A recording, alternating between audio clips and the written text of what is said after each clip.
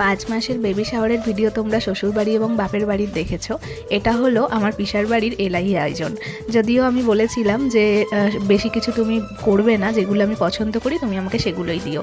তো 5 রকম ফল, 5 রকম মিষ্টি, চিড়ে মুরগি, দই, এগুলোর মধ্যেই আমাকে খেতে দিও।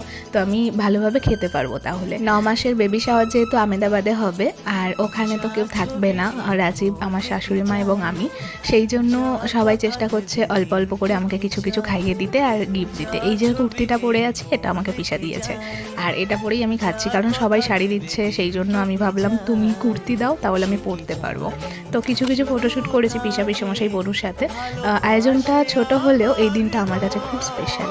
তো যাই হোক, আজকের ভিডিওটা তোমাদের কেমন লাগলো প্লিজ কমেন্টে জানিও। ভালো লাগলে অবশ্যই লাইক এবং সাবস্ক্রাইব করে দিও, আর অবশ্যই সবাই আশীর্বাদ করো বেবি যেন খুব সুস্থভাবে আমাদের কোলে আসে। যাই হোক, চলো আজকের ব্লগটা এই পর্যন্তই। দেখা হচ্ছে নতুন ব্লগে। টাটা।